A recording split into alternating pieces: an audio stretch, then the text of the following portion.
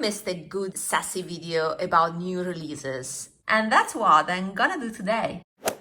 As usual, I will focus on what I think are candidates to be the best of the best in the market. Please subscribe to my channel. I would really appreciate if we can grow, discuss openly and with respect about makeup and art, colors. This is my passion. There's this fall makeup collection by Guerlain. Summer is not yet started and we are seeing everywhere already fall collections.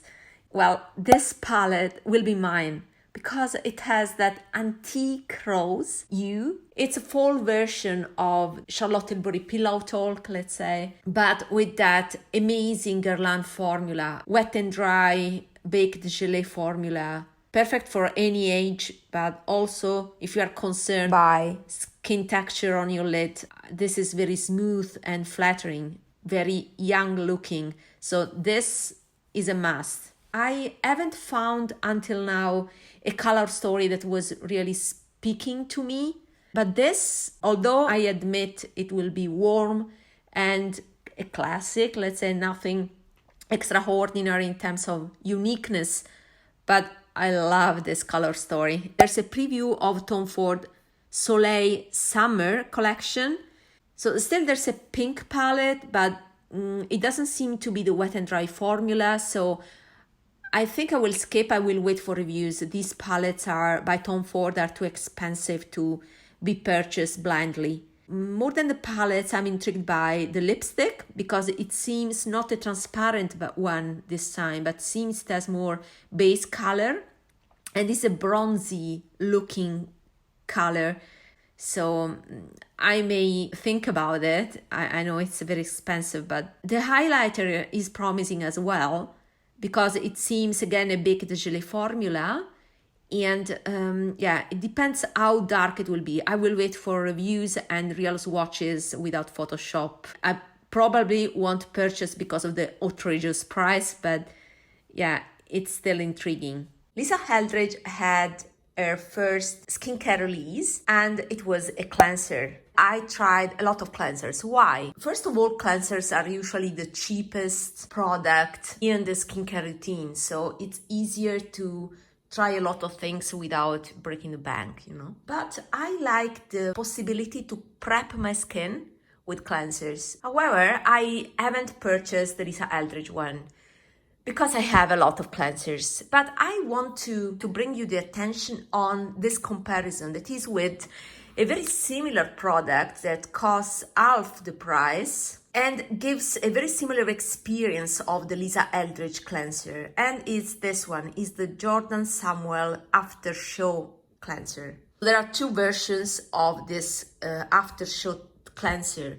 This is the OG. There is no fragrance, but these are irritants and are present when there's also fragrance in the formula, but I don't see fragrance here.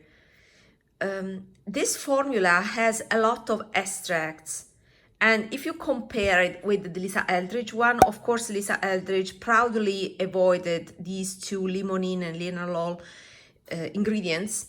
There are some ingredients in common. The first ingredient is the same, but Lisa Eldridge one has a much simpler formula. The point is that for the same size, this is the big size, it is the 240 ml, but there's also a 96 ml, so around 100 ml. And that one costs half the price of the Lisa Eldridge one. So the Jordan Samuel is the way to go if you want to have very similar experience of the Lisa Eldridge one, but more cost effective. There's also a unfragranced version for sensitive skin, and I don't think that that one is as effective as this one. I've tried both. I also have that one in a smaller size, but I much prefer the original formula, so this one. I will repurchase this because it's great. I will show you. It's exactly what Lisa Eldridge showed in her video. In terms of experience, you have this jelly texture. It's just like Lisa Eldridge one. And then you add some drop of water and it foams a bit, very gently on the skin. And it removes very effectively the makeup. Still, my favorite is not this one, but I like the present of extract, so I also use this as a mask. So I use it exactly as Lisa Eldridge showed in her video. I'm not saying that the Lisa Eldridge one is expensive without a reason. She has more expensive products, and for that reason, the product is more expensive than this. But if you want the same experience, this is a good dupe in terms of consistency, the way you use it, and also some of the ingredients and the effect on the skin. Nobody I'm aware of highlighted this similarity. This is a cult product, and for a reason. It's on cult beauty for us European girls. The Dior Eden Roc Quint. I'm still thinking about it, but I found a very great option in the Suqqu range that, you know, it's my favorite brand. I'm an all-time Suqqu customer. I have this palette that is the 101, so unfortunately is a limited edition. There's this 101 that has a blue that's so close to the one by Dior in the Eden Roc palette. I was very satisfied with the result. This arrangement has the blue and it has orange.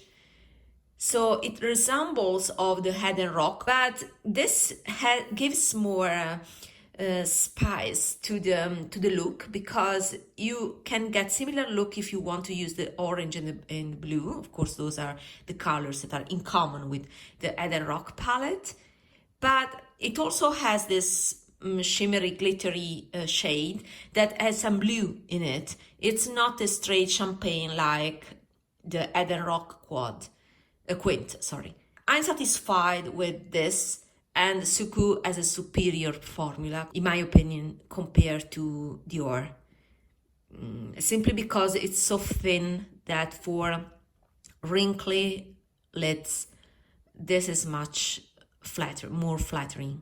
Dior is more a traditional Western brand formula that is a bit thicker. Speaking about Suqqu, yeah, I'm picking the summer collection. It's already up on all the retailers except for Cult Beauty. On Cult Beauty, it will be available on June the 2nd. There are 2 palettes, and out of these 2 palettes, only one shade is the really interesting one. Let's face it, nobody tells you about that, but they put all the budget on the special packaging and only one shade out of the 4. There is no special pigment involved in the other 3 shades. Very high quality though, as usual with Suqqu. So no complaint about that. But the uniqueness is only in one shade. It's just like you buy one shade with other standard eyeshadows that coordinate well, but nothing extraordinary in the other 3 shades. Not only the other colors seem quite lazy, quite conservative with pairing, but also the formula, because out of the other 3 eyeshadows, one is the glitter, but not a special one, just quite invisible one, and the other 2 are mattes that, in my opinion, are the cheapest eyeshadows you could get, because shimmers usually are more precious. So they concentrate all the budget into the one eyeshadow that is at the bottom left. This is one of my favorite summer collection, and is the summer collection 2020, when a lot of influencers still didn't know about Suqqu. This is called 132, Designing Color Eyes. This palette is one of my favorite, and I tend not to use it a lot because I want to preserve it, but I really should use it. But just to say that Suqqu has previously released this type of white packaging with some holographic effect. This was a blue sheen on the packaging. So it's not the first time that Suqqu releases summer collections with this white packaging. And it happened also before in the past. And for the blushes, I wish they were in the melting formula. These are pure color formula, so the more traditional powdery formula by Suqqu. That is great. It's still one of my favorite. And in this case, yeah, if I don't manage to get them, it's the same reasoning. If I can get them without paying extra expenses on that, so the only option for us is Cult Beauty. If I can get them from Cult Beauty, then it's okay. If I miss them, okay, that's a pity because I tend to get all the Suqqu releases. But for us in Europe, it's becoming harder and harder. We are treated as class B, let's say, customers. That's the feeling, unfortunately, that we get. ESUM Cosmetics. So they have released 2 amazing palettes, and I'm mostly intrigued by the all matte one. They have sent this palette as PR to a selective group of influencers. You can find these palettes all around YouTube right now. They look like Viseart, and I have a lot of Viseart palettes, and they are my favorite. Viseart is one of my favorite brands. I don't get along with Viseart shimmer formula, no matter what. For some reason, it emphasizes my texture. And my favorite shimmer formula is by Suqqu or Surratt as well. But I mean, that thin Japanese texture. But these are made in US. And now I'm seeing that the ESUM are made in Italy. So apparently they are not just Viseart, but they are something else. Now, therefore, they are different. But the price is very high. Because this is $80 for 24 grams, while I'm seeing here that the ESUM is $80 for 15 grams. So it's very expensive of a palette, to be honest. I like how clean and well organized is. Color families are so clear, distinct. Personally, I don't like the last 2 columns, the 2 on the right, because I never use grays, but I can imagine that for makeup artists, they are important. Only a small palette of the first 3 columns would be so classy. This is a great palette. The first one on the left is my column because it's a little bit olivey. It's a taupe olive that personally I don't see in my Viseart collection. And then there's a third column that is also my favorite. They are talc free, while Viseart has talc. They contain cornstarch though, so be aware of that. Sometimes people want to avoid cornstarch. People complain about being allergic to that. So I have to admit, this palette is pricey, but it's well curated, trendy with the color story. It has a grungy feeling. I like it.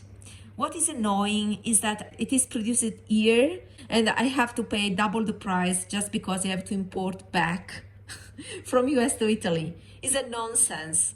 It's too pricey for me. I wish I could buy it from Italy without all the extra costs. I would have bought it for $80.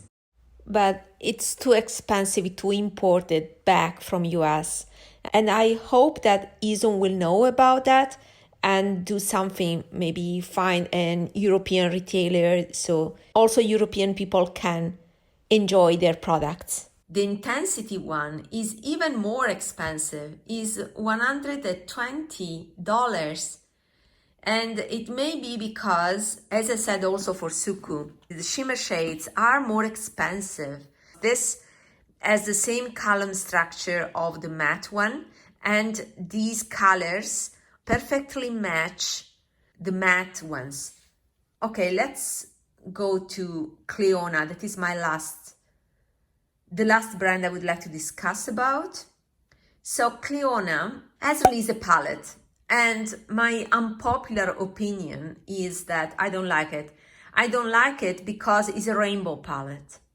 I don't see a cohesive color story, or these are amazing shades singularly, but I don't like them together. I won't use these shades in pair even.